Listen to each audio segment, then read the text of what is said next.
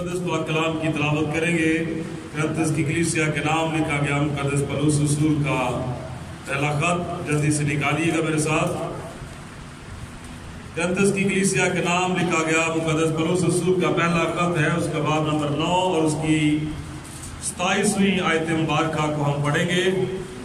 بڑی توجہ کے ساتھ، بڑے دھیان سے خدا ان کے پاک کلام کو سماعت فرمائیے گا۔ خدا ان کے پاک کلام میں اس طرح لکھا گیا ہے،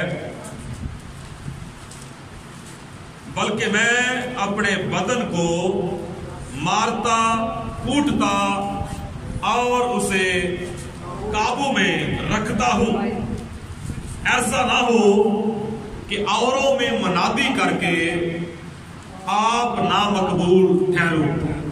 خداوند کے پاک کلام کا بڑا سنا جانا ہم سب کے لیے باعث برکت ہو، آمین۔ سب تشریف رکھیے۔ خداوند یسوع مسیح کے قادر و جلالی نام میں آپ سب کی سلامتی ہو۔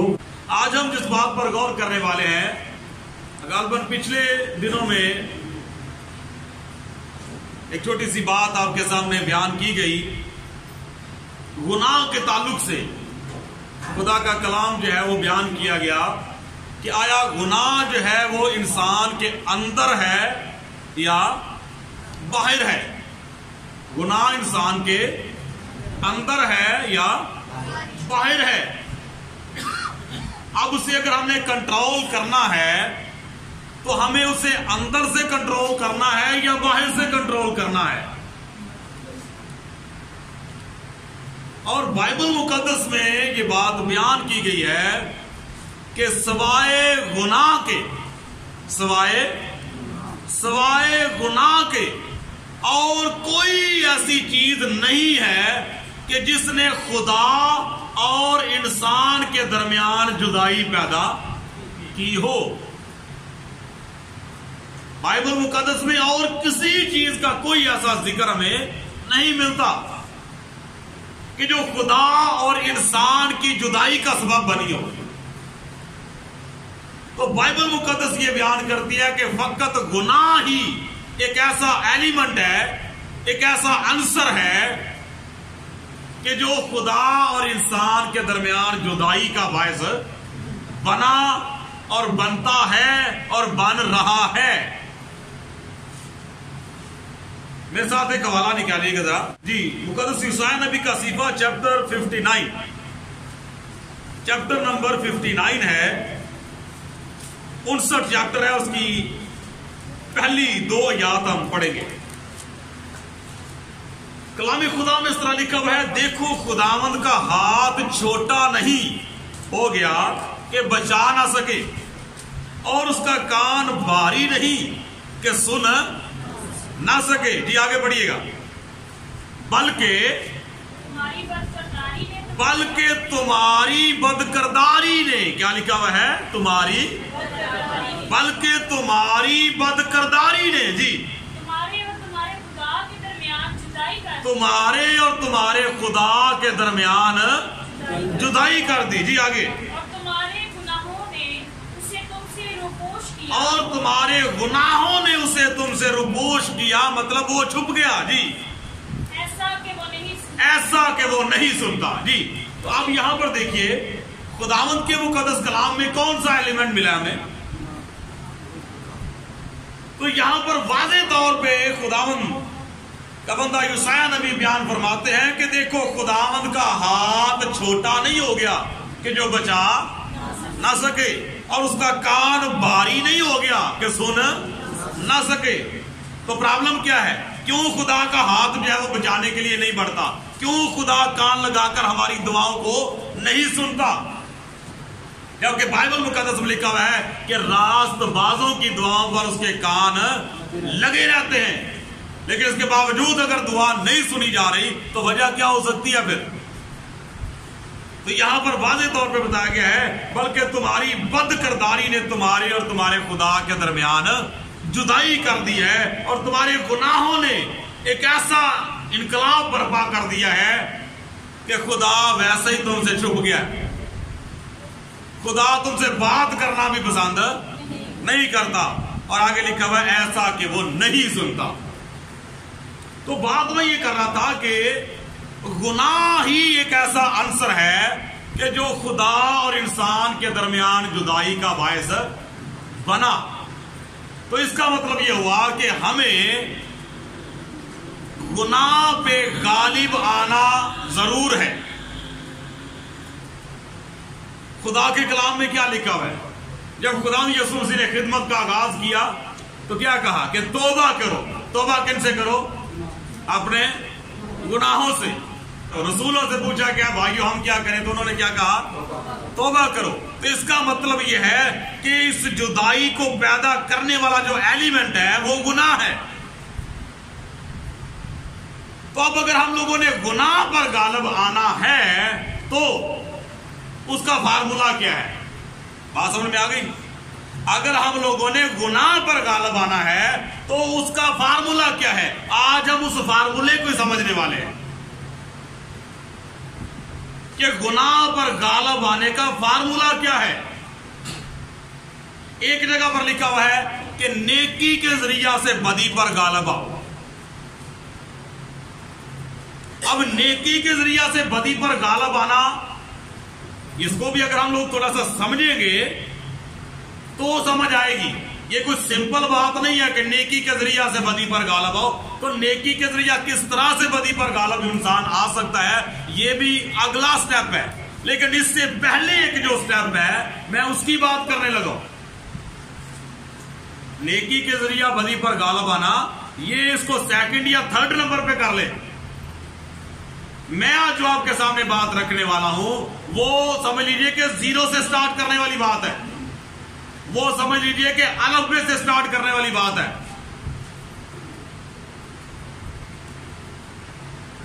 تو اب ہم اس بات پر غور کریں گے کہ گناہ جو ہے اگر ہم نے اس پر غالب آنا ہے تو پہلے تو ہمیں گناہ کے بارے میں معلومات ہونی چاہیے.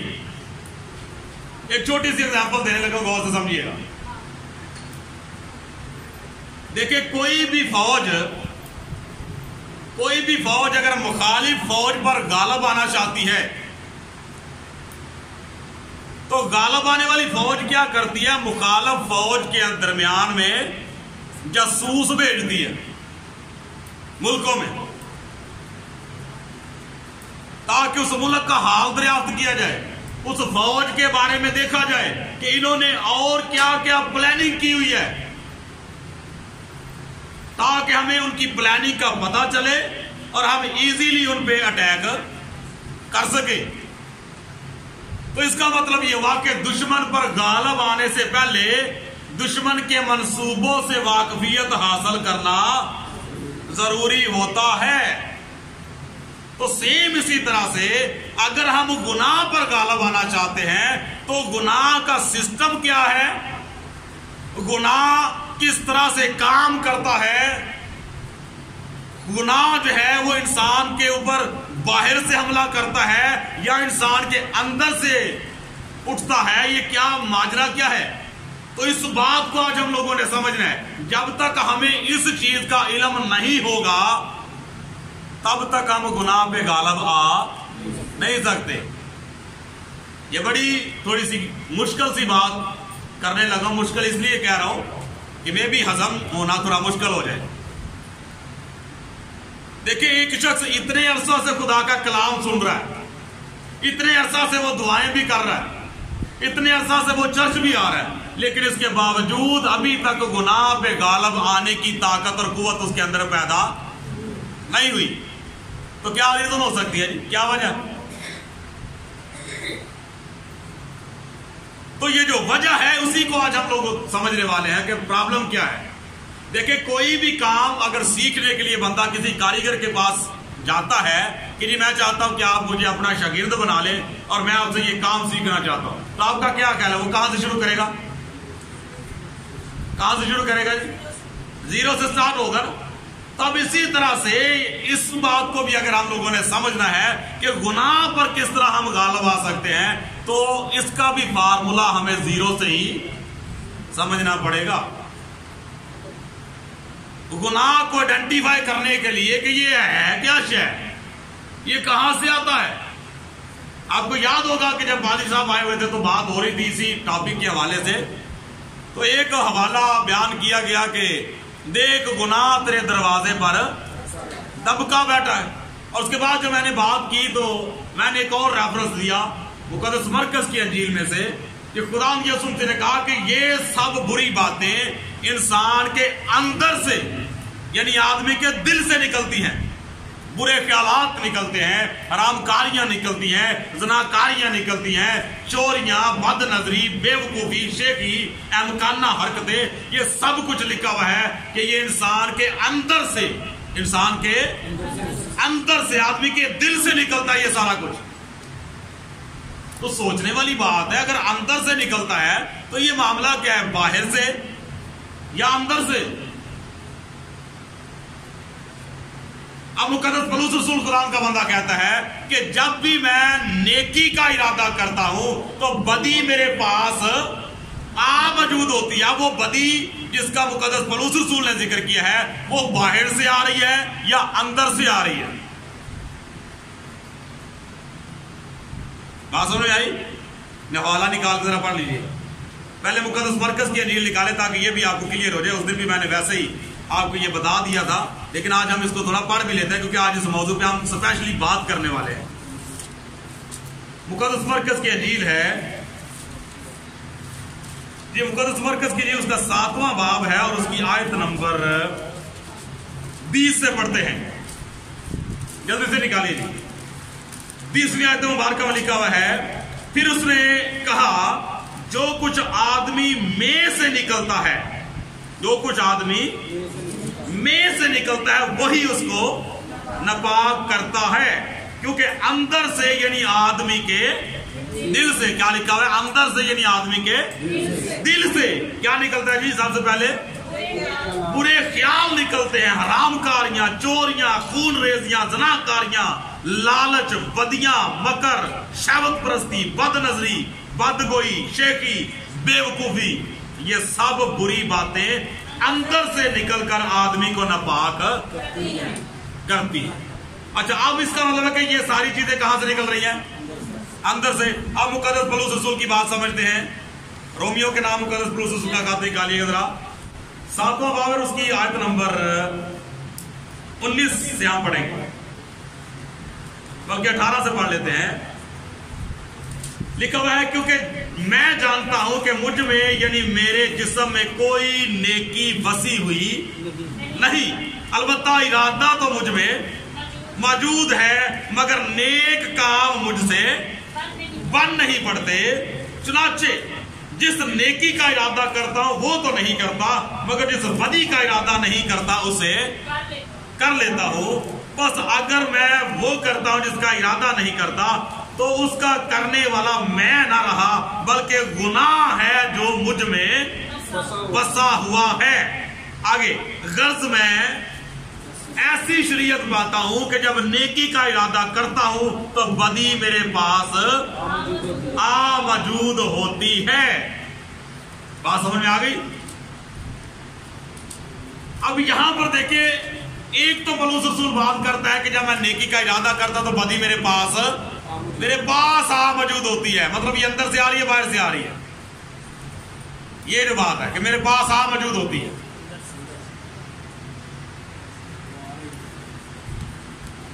اب یہ بات جو ہے یہ باہر سے تعلق ہے اس کا یا اندر سے ہے؟ غور سے سمجھے ذرا. اب جو بات خدا یسوع مسیح نے کی اس کا ذکر پہلے پولس رسول نے اس بات کا ذکر کیا یہاں پر آیت نمبر 20 میں. یہاں پر 20ویں آیت اس نے اس بات کا ذکر کیا ہے، بس اگر میں وہ کرتا ہوں جس کا ارادہ نہیں کرتا تو اس کے کرنے والا میں نہ رہا بلکہ گناہ ہے جو مجھ میں بسا ہوا ہے. یہ وہ بات ہے جو خدا یسوع مسیح نے کی کہ یہ سب چیزیں آدمی کے اندر سے نکلتی ہیں. اب جو آگے اس نے بات کی ہے کہ جب میں نیکی کا ارادہ کرتا تو بدی میرے پاس موجود ہوتی ہے. اب اس بات کا تعلق باہر سے ہے. وہ بات جو اس دن خدا کے خادم کر رہے تھے کہ دیکھ گناہ تیرے دروازہ پر دبکا بیٹھا ہے. اب یہ وہ بات آ گئی، یہ باہر سے ہے اور دوسری باتوں کا تعلق اندر سے ہے. تو بات میں یہ کرنے والا ہوں کہ جب تک ہمیں اس چیز کا ہی پتہ نہیں ہوگا، اس معاملے میں ہم کلیئر نہیں ہوں گے کہ یہ جو اٹیک ہو رہا ہے ہمارے اوپر اور ہم گناہ کر جاتے ہیں، یہ اٹیک ہمارے اوپر اندر سے ہو رہا ہے یا کہ باہر سے ہو رہا ہے؟ یہ اٹیک ہمارے اوپر اندر سے ہو رہا ہے یا کہ باہر سے ہو رہا ہے؟ جب پتہ ہی کو نہیں کہ حملہ ہونا کس طرف سے ہے تو پھر کیوں نہیں بھائی دین؟ جب پتہ ہی کو نہیں کہ حملہ ہونا کس طرف سے ہے تو کیسے اس کا حل کریں گے؟ اپنا بچاؤ کیسے کریں گے؟ یہاں تک میری بات سمجھ میں آئے گی نہیں؟ میں کہا وہ سمجھ آئیے. تو آج ہم لوگ بات یہ کرنے والے ہیں کہ یہ جو گناہ کا معاملہ ہے جو اتنا کمپلیکیٹڈ اور اتنا گمبھیر ہے اور اتنا بڑا یہ معاملہ ہے کہ اس نے خدا اور انسان کے درمیان جدائی پیدا کر دی. تو آپ کا کیا خیال ہے کہ پھر اس پر غالب آنا آسان کام ہے؟ اس پہ غالب آنا اتنا آسان کام نہیں ہے. لیکن اس کے باوجود کوئی بھی کام دنیا میں مشکل ہو سکتا ہے لیکن ناممکن نہیں. کوئی بھی کام دنیا میں مشکل ضرور ہو سکتا ہے لیکن ناممکن نہیں. تو کلام خدا کے مطابق کوئی بھی کام جب سیکھ کر کیا جاتا ہے تو پھر وہ کرنا آسان ہو جاتا ہے. پھر وہ مشکل ہوتا ضرور ہے لیکن سیکھنے کے بعد وہی کام آسان ہو جاتا ہے. تو آج ہم اس بات پر تھوڑا سا غور کریں گے اور آج کا جو ہمارا موضوع ہے وہ جب ہم سنیں گے یا سمجھیں گے تو اسی میں ہمارے اس فارمولے کو دیکھنا ہے، اس فارمولے کو ہمیں سمجھنا ہے. جو آج کا ہمارا ٹاپک ہے، ٹاپک ہمارا یہ ہے، وہ ایک بڑی پرانی کہاوت ہے، آپ نے سنی ہوگی، وہی ہمارا ٹاپک بنی ہے آج. کیا کہتے ہیں کہ چور کو نہ مارے، بولتے بولتے شاباش، چور کو نہ مارے، چور کی ماں کو مارے. کیوں؟ ماں کو کیوں مارے؟ ماں نے کیا کیا؟ اس کی غلطی یہ ہے، ماں کی غلطی یہ ہے کہ اس نے چور کو پیدا کیا. تو میرا خیال ہے کہ حالت ویسے یہی ہے نا، کیوں ہے کہ چور کو نہ مارے بلکہ چور کی ماں کو مارے تاکہ چور پیدا نہ ہو. اب چور سے مراد کیا ہے؟ چور کا کام کیا ہوتا ہے؟ چرا لینا. چور کا مطلب ہوتا ہے چرا لینا، تباہ کر دینا، چھین لینا. نہ حق جو ہے وہ قبضہ جما کے بیٹھ جانا. تو گناہ کیا کرتا؟ گناہ بھی یہی کرتا ہے. اب خدا نے اختیار دیا، تمام روئے زمین کا اختیار دیا کہ بڑھو اور پھلو اور زمین کو ممور و محکوم کرو. تو جب نافرمانی ہوئی تو پھر کیا ہوا؟ گناہ ہوا. تو گناہ نے کیا کیا؟ کیا کیا گناہ نے؟ اس چور نے سارا اختیار چھین لیا. چور کا کام ہوتا ہے چھین لینا، چرا لینا، قبضہ جما کے بیٹھ جانا. اب گناہ جو ہے وہ بھی ہماری زندگی میں یہی کردار ادا کرتا ہے کہ وہ ہماری بلیسنگ کو چرا لیتا ہے. ہماری بلیسنگ جو ہے ان پہ قبضہ جما کے بیٹھ جاتا ہے، وہ ختم ہو جاتی ہیں، ہمیں تباہ کر کے رکھ دیتا ہے، زندگیوں کو گناہ برباد کر کے رکھ دیتا ہے. تو پھر اس کا مطلب ہے کہ چور تو یہ ہوا، چور تو یہ ہوا. تو ہم کس کے بعد پیچھے بھاگتے ہیں جی؟ چلو سمجھ آئیے تو بتائیں کس کے پیچھے بھاگتے ہیں؟ یہ چور میں کس کو کہہ رہا ہوں؟ سمجھ آتی ہے تو بھی بول دیا کریں. کس کے مطلب چور کس کو کہا گیا؟ تو ہم کس کے چکر میں پڑے رہتے ہیں؟ کس کے پیچھے بھاگتے ہیں؟ گناہ کے. کیوں کہ گناہ پہ تو چور کو مارنے سے کام بن جائے گا، چور پکڑا بھی جائے گا. تو پھر اس کا مطلب کیا ہوا؟ کیا کرنا ہے؟ چور کو نہیں مارنا، چور کی ماں کو مارنا. تو ماں کہاں سے آئے گی؟ سمجھ آئی میری بات کہ نہیں؟ اب چور کو نہیں مارنا، چور کی ماں کو مارنا. تو چور کی ماں کو ڈھونڈنا. پہلے کبھی ڈھونڈا؟ کبھی سنا کہ چور کی ماں بھی ہوتی ہے؟ کوئی گناہ کی بھی کوئی ماں ہے؟ جو اس کو پیدا کرتی ہے اور پیدا کر کے پھر اس کو پروان چڑھاتی ہے، جوان کرتی ہے. بات سمجھ میں آ گئی؟ تو خداوند کے مقدس کلام کے مطابق آج ہم چور کی ماں کو بھی دیکھیں گے، چور کی دادی کو بھی دیکھیں گے. کیا خیال ہے؟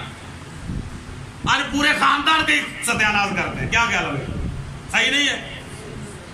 آج ہم چور کی ماں کو بھی دیکھیں گے اور چور کی بیکرم صاحب چور کی دادی کو بھی ہم لوگوں نے دیکھ لینا ہے کہ چور کی ماں کی طرح، چور کی دادی کی طرح.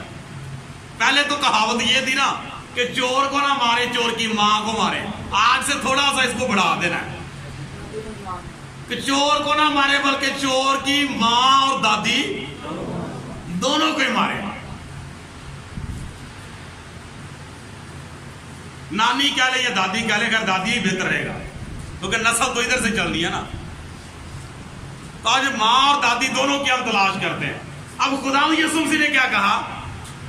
یہ بائبل میں لکھا ہوا ہے، یہ میں بائبل میں سے ماں دکھانے والا ہوں آپ کو.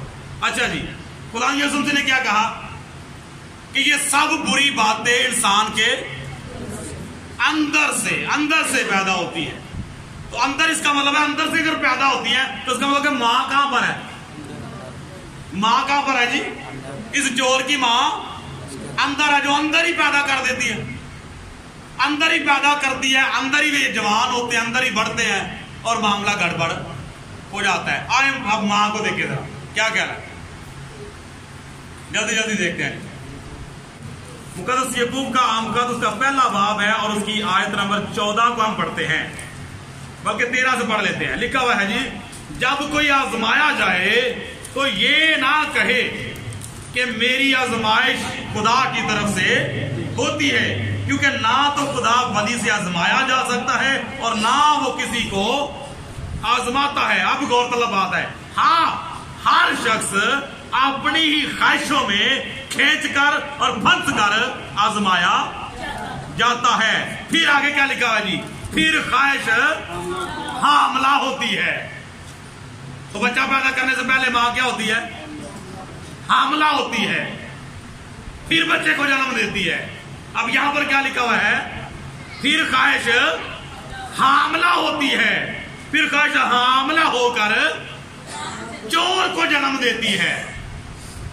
کیوں بھائی؟ پھر خواہش حاملہ ہو کر گناہ کو جنم دیتی ہے. اور پھر آگے لکھا ہوا ہے، اور گناہ جب بڑھ چکا تو پھر موت پیدا کرتا ہے. کیا خیال ہے؟ اب کچھ کلیئر ہوا؟ ماں ملی ہے کہ کوئی نہیں؟ گناہ کو جنم کون دیتی ہے؟ گناہ کو جنم دیتی ہے خواہش. تو اس کا مطلب کیا ہوا کہ گناہ کی ماں خواہش ہے. تو ہزاروں خواہشیں ایسی. تو خداوند کے کلام کے مطابق یہاں پر ہمیں پتہ چلتا ہے کہ ہم نے چور کو نہیں مارنا، چور کی ماں کو مارنا ہے. تو اگر چور کی ماں کو مارنا ہے تو پہلے ماں ڈھونڈے تو صحیح. تو اب ہمیں ملا کہ اس کی ماں کون ہے. تو ماں کون ہے؟ اس کی ماں ہے، اس کی خواہش. تو کوئی بھی گناہ جو ہم سے سرزد ہوتا ہے، آپ بیٹھ کے اس کا بغور تھوڑی دیر کے لیے مطالعہ کریں، اس کو آبزرو کریں، تو آپ کو پتا چلے گا کہ اس گناہ کے پیچھے اس کی ماں موجود تھی اور ہے. اس گناہ کے پیچھے اس کی ماں موجود ہے. تو اب یہ جو ماں ہے، یہ جو گناہ ہے، یہ ہے کہاں پہ؟ سارے ہے کہاں پہ؟ خواہش کہاں پیدا ہوتی ہے؟ اندر پیدا ہوتی ہے. وہ جو باہر والا سسٹم ہے نا، وہ بھی میں بتاتا ہوں آپ کو کہ وہ کیا معاملہ. اس کا مطلب یہ ہوا کہ اگر ہم گناہ پر غالب آنا چاہتے ہیں، اگر ہم اس چور کا بندوبست کرنا چاہتے ہیں، تو پھر ہمیں کیا کرنا پڑے گا؟ اس کی ماں کو مارنا پڑے گا. تو ماں کون ہے؟ خواہش.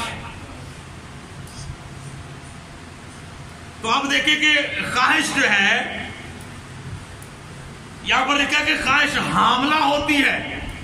خواہش حاملہ ہوتی ہے. یہ یکدم جو ہے یہ گناہ کو جنم نہیں دیتی.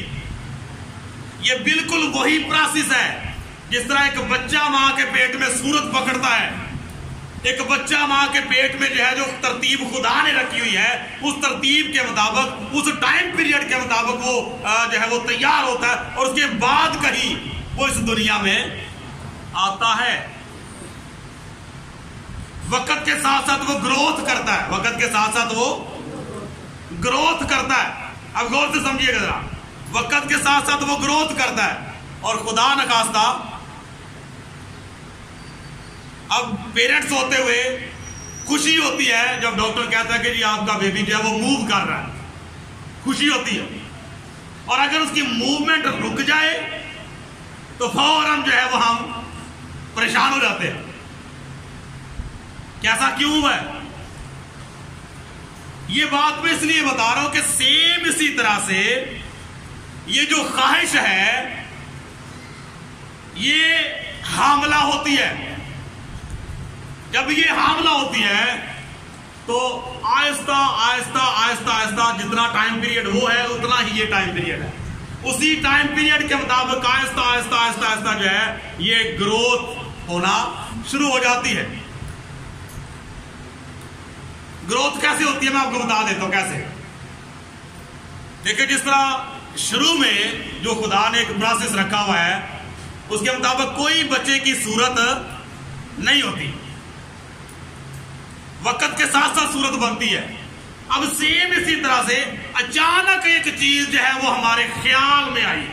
سب سے پہلے قرآن یسوع نے کیا کہا کہ کیا پیدا ہوتے ہیں انسان کے اندر؟ خیال پیدا ہوتے ہیں. اچانک ایک خیال آیا. اچھا جب خیال آیا وہ خیال ہمیں اچھا لگا.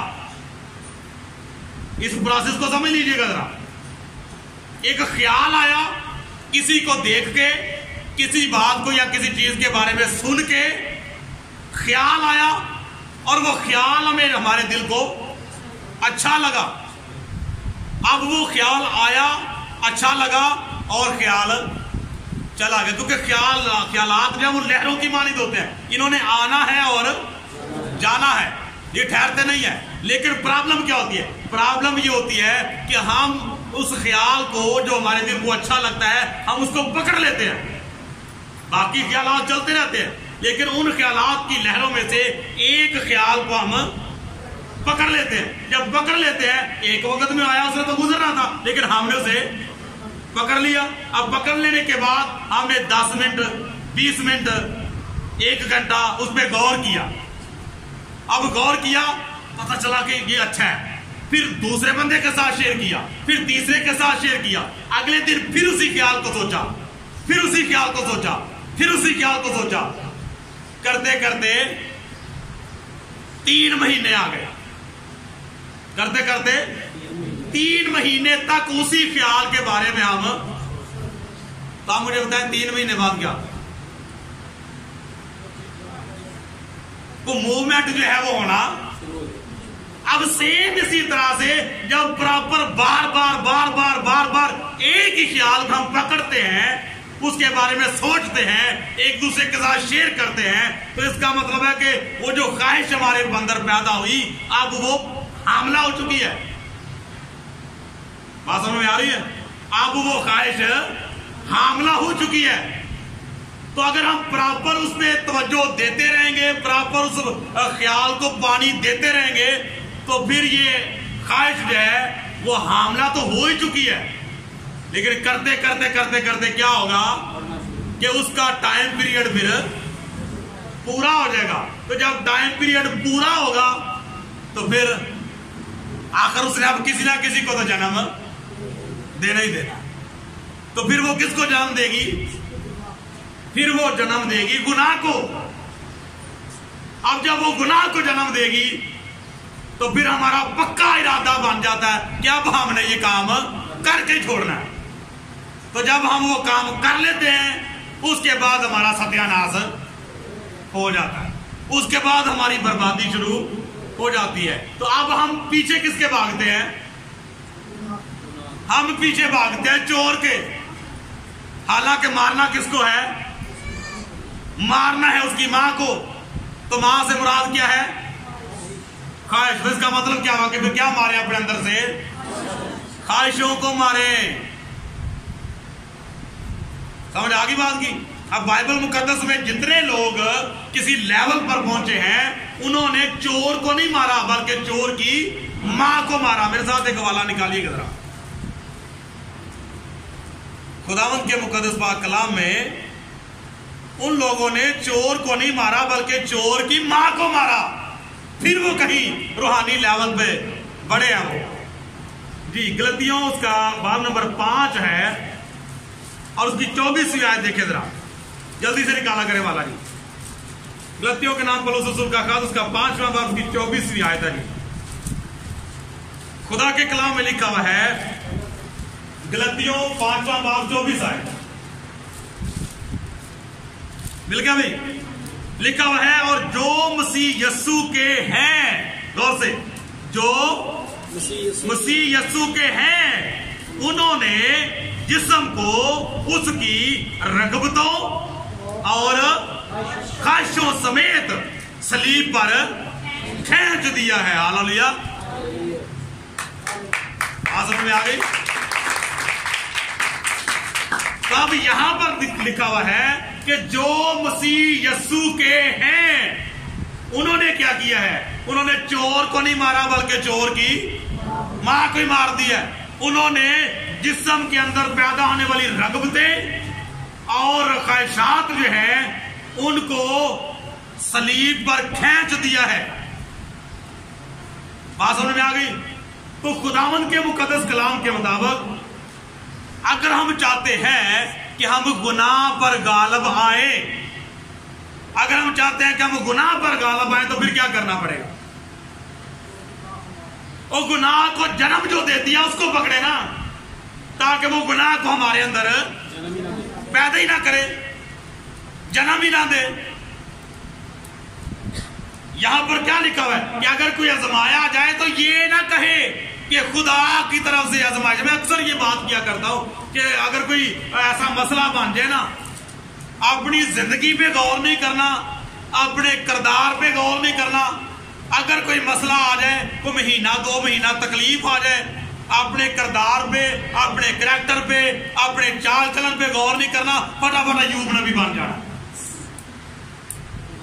ارے کوئی بس خدا دے بندہ ایوب دے مصیبت آئی سی نا, تو بس خدا دے بندیاں تے پھر آزمائشاں آؤندیاں نے, تو ساری دیہڑی اوتے بہ کے دے پتے تے پتا, دے پتے تے پتا سوٹنا میں ادو کہڑا تو بڑا کوئی چنگا کام کرنا ہونا. تو یہاں پر لکھا ہوا ہے کہ اگر کوئی آزمایا جائے تو یہ نہ کہے کہ میری آزمائش خدا کی طرف سے ہے. نہ خدا بدی سے آزمایا جا سکتا ہے اور نہ خدا کسی کو بدی سے آزماتا ہے. ہر شخص جو ہے وہ اپنی ہی خواہشوں میں کھینچ کر اور پھنس کر آزمایا جاتا ہے. اور پھر آگے لکھا کہ پھر جو ہے وہ خواہش کیا ہوتی ہے؟ حاملہ ہوتی ہے. تو اس کا مطلب یہ ہوا کہ جب ہمارے اندر یہ خواہش جنم لیتی ہے یا خواہش پیدا ہوتی ہے, دیکھیں خواہش اگر گناہ کو پیدا کر رہی ہے, گناہ کو جنم دے رہی ہے, اگر ماں بیٹے کو جنم دے رہی ہے تو ماں بھی تو کبھی اس کا بھی تو جنم ہوا نا, ماں بھی تو پیدا ہوئی نا, اس کے بعد ہی اس نے بچے کو پیدا کیا. تو اسی طرح سے خواہش جو ہے وہ بھی ہمارے اندر جنم لیتی ہے, وہ بھی پیدا ہوتی ہے. تو اس سے پہلے کہ وہ گناہ کو جنم دے, ہمیں خواہش کو پیدا ہوتے وقت اس کا گلا دبا دینا. بالکل اسی طرح سے کہ جس طرح پرانے دور میں جب بیٹیاں پیدا ہوتی تھی نا تو اسی وقت وہ ان کا گلا دبا دیتا ہے, کیونکہ مجھے بیٹی کیوں پیدا ہوئی ہے. تو خیر یہ کوئی رسم اچھی نہیں ہے, جو اب تو شکر ہے خدا ان کا کہ خدا کے کلام کی روشنی ہے, لوگ عزت کرتے ہیں بیٹیوں کی.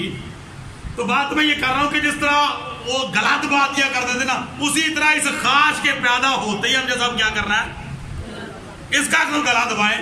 جب اس کا گلا دبائیں گے تو نہ یہ بڑھے گی, نہ یہ حاملہ ہوگی, تو نہ یہ گناہ کو جنم دے گی. تو جب گناہ کو جنم دے گی, ہماری جنگ کس کے ساتھ ہونی؟ جنگ کس کے ساتھ ہونی تھی؟ گناہ کے ساتھ. تو گناہ تو پیدا ہی نہیں ہوا, گناہ تو پیدا ہی نہیں ہوا. تو آپ کا کیا خیال ہے؟ آپ ہمیں چور کے پیچھے بھاگنا پڑے گا؟ تو ساری زندگی گناہ کے پیچھے بھاگتے رہتے ہیں, گناہ نہ ہو جائے ہم سے, گناہ نہ ہو جائے. اور بھائی فارمولا سمجھے اس کا, کہ یہ معاملہ کیا ہے. اچھا اب ماں تو مل گئی, تب بات آتی ہے دادی کی. اب بات آتی ہے دادی کی, اس کی دادی کو ڈھونڈے. اب یہ خواہش جو ہے یہ کیسے پیدا ہوتی ہے, یہ کہاں سے پیدا ہوگی, اس کے پیچھے کیا معاملہ ہے؟ تو خداوند کے مقدس کلام کے مطابق یہ بات تو خواہشیں جب حاملہ ہوتی ہیں تو وہ طرح طرح کے نمونے پیدا کرتی ہیں, گناہوں کو جنم دیتی ہیں. اب یہاں پر جو اس نے بات کیا کہ میں اپنے بدن کو مارتا کوٹتا اور قابو میں رکھتا ہوں, بدن کو مارنے کوٹنے سے کیا مراد ہے جی؟ بدن کو مارنے کوٹنے سے کیا مراد ہے؟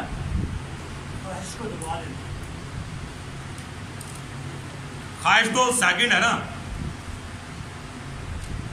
یعنی کہ اگر ہم اس سائڈ سے شروع کریں تو یہاں پہ پہلے نمبر پہ گناہ آ گیا, اس کے پیچھے خواہش آ گئی جہاں سے گناہ پیدا ہوا. اب خواہش سے پیچھے کچھ ہے جی, اب خواہش کے پیچھے کچھ ہے, اس کو ہم لوگوں نے سمجھنا ہے. تو اگر ہم لوگ یہاں سے شروع کریں تو جو خواہش کے پیچھے ہے, جس نے خواہش کو جنم دیا, وہ ابھی میں نے بتایا نہیں, وہ اسی پہ بات کرنے لگے. خواہش کے پیچھے جو بات ہے یہ نمبر 1 پہ آ گیا, نمبر 2 پہ خواہش آ گئی, اور نمبر 3 پہ گناہ آ گئی. سمجھ آ گئی؟ تو اب ہم اس طرف سے شروع کرتے ہوئے یہاں تک آئے ہیں, یعنی چور کو ہم لوگوں نے دیکھا, پھر چور کی ماں کو دیکھا, اب ہم چور کی دادی کو دیکھنے والے. تو اب یہاں پر مقدس پولس رسول نے جو بات کی ہے کہ میں اپنے بدن کو مارتا کوٹتا اور قابو میں رکھتا ہوں, تو یہاں پر بدن سے مراد کیا ہے؟ کیا وہ اپنے خود کو وہ زخمی کرتا ہے, خود کو وہ کوڑے لگاتا ہے, یا خود اپنے منہ پہ یا بدن پہ تماچے مارتا ہے کہ میں اپنے بدن کو مارتا کوٹتا اور قابو میں رکھتا ہوں؟ تو میرے عزیزو اب میں باتیں کرنے لگا ہوں. یہاں پر بدن سے مراد در حقیقت کیا ہے؟ بدن سے مراد ہے انسان کا نفس. بدن سے مراد کیا ہے؟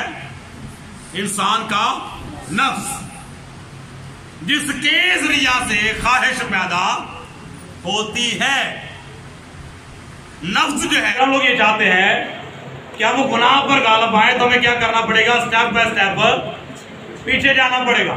گناہ سے پیچھے کیا ہے؟ خواہش. خواہش کے پیچھے کیا ہے؟ نفس ہے, جس سے وسوسے پیدا ہوتے ہیں. میرے ساتھ ایک حوالہ نکالیے ذرا. پہلا کرنتھیوں 7واں باب ہے اور اس کی آیت نمبر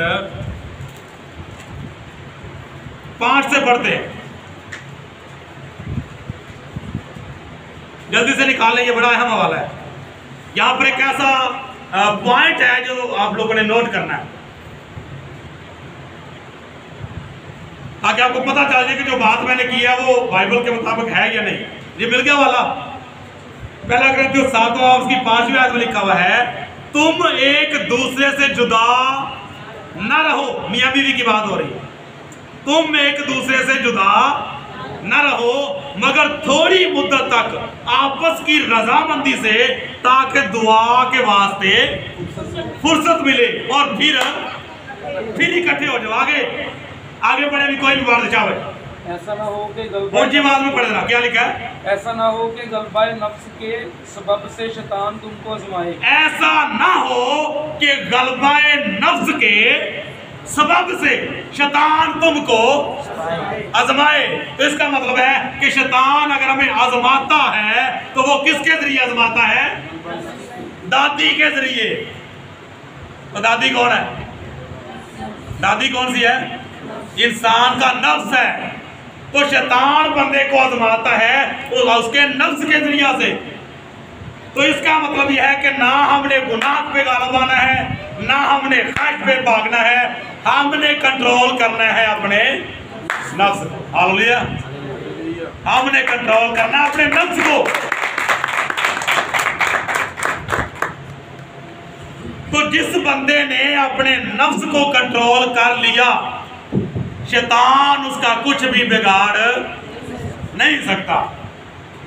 تو جس نے نفس کو کنٹرول کر لیا کیا خیال ہے گناہ سے وہ ڈرے گا؟ تو اصل میں معاملہ کیا ہے؟ تو معاملہ یہ ہے کہ جب انسان توبہ کرتا ہے، جب انسان بیپٹائز ہو جاتا ہے، تو اس کے بعد اس کا جو لیسن ہے نا پہلا، وہ دراصل یہ ہونا چاہیے کہ اسے نفس کی پہچان ہو، اسے نفس کے بارے میں بتایا جائے، تاکہ پہلے دن سے ہی وہ اپنے نفس کو آبزرو کرنا شروع کرے، اپنے نفس پہ کنٹرول کرنا شروع کرے۔ تو جب نفس پہ کنٹرول ہو جائے گا تو پھر کیا ہوگا؟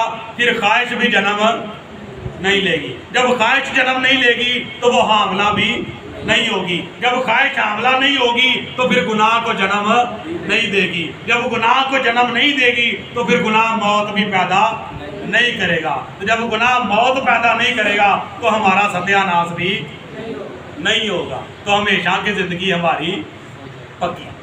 ہالیلویا۔ پھر ہمیشہ کی زندگی جو ہے وہ ہماری پکی ہوگی۔ کہتے ساری زندگی کری جو دعاواں، کری جو دعاواں، جنہ مرضی اچھی اچھی دعاواں کرو، جو کچھ مرضی کرو، لیکن ابلیس کا جو سورس ہے، اور وہ کیا ہے؟ وہ ہے نفس۔ ابلیس کا جو سورس ہے وہ نفس ہے۔ اگر اس کے بارے میں آپ کو نہیں پتا، اس کے بارے میں آپ جو ہے وہ کانشیس نہیں ہوئے ابھی تک، تو آپ کی دعائیں کیا کہتی ہیں؟ کچھ بھی نہیں کہتی، کیونکہ نفس نے پھر کسی نہ کسی جگہ پہ آ کے آپ کو اپنے قبضے میں کر لینا ہوتا ہے، پھر کسی نہ کسی جگہ پہ آپ کو گرا دے گا۔ تو اس لیے میرے عزیزوں، خداوند کے مقدس کلام کے مطابق جب وہ چھوٹا سا کلپ جو ہے وہ یوٹیوب پر اپلوڈ کیا گیا تو کافی لوگوں نے کمنٹ کیے اور انہوں نے یہ رپلائی کیا کہ پاسٹر صاحب بہت اچھا پوائنٹ ہے جو آپ نے شیئر کیا ہے، لیکن ہم یہ چاہتے ہیں کہ آپ اس پہ پراپر جو ہے وہ ایک میسیج جو ہے وہ دیا جائے تاکہ ہمیں پتہ چلے کہ اصل معاملہ کیا ہے۔ تو ابھی بھی یہ بات کمپلیٹ نہیں ہوئی، ابھی بھی یہ صرف میں نے اندر والا جو معاملہ ہے نا وہ صرف بتایا، جو باہر والا معاملہ ہے وہ پھر خداوند نے چاہا تو کبھی اس پہ بھی بات کریں گے۔ تو اب خداوند کے بندہ پولس رسول نے جو بات کی ہے نا کہ میں ہر روز اپنے بدن کو مارتا، کوٹتا اور قابو میں رکھتا ہوں، تو در حقیقت وہ کس کو مارتا، کوٹتا اور قابو میں رکھتا ہے؟ در حقیقت وہ اپنے نفس کو مارتا، کوٹتا اور قابو میں رکھتا ہے۔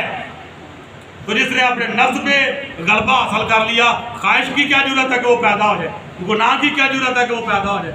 اسی لیے تو خداوند کے بندہ پولس رسول نے پھر اتنا بڑا دعویٰ کیا، ایک جگہ پر وہ یہ کہتا ہے کہ میری مانند بنو کیونکہ میں تمہاری مانند ہوں۔ ایک جگہ پر وہ یہ کہتا ہے کہ میری مانند بنو کیونکہ میں تمہاری مانند ہوں۔ یہ دو حوالے ہیں۔ اس کے بعد اس نے وہ بات کیا جو آپ بول رہے ہیں نا، پہلے اس نے یہ بات کیا کہ میری مانند بنو کیونکہ میں تمہاری مانند۔ اس کا مطلب کیا ہے؟ بعض اوقات لوگ کہتے ہیں نا وہ لو جی اسی انہوں ورگے تھے نہ ہو سکتے، تو اسی بات کو پولس رسول نے کلیئر کیا ہے کہ میری مانند بنو، میں بھی تمہاری مانند ہی ہوں اور اس لیول پہ اب آ چکا ہوں۔ اور پھر وہ کہتا ہے کہ میری مانند بنو کیونکہ میں اب مسیح کی مانند ہوں۔ تو وہ کیسے مسیح کی مانند بن گیا؟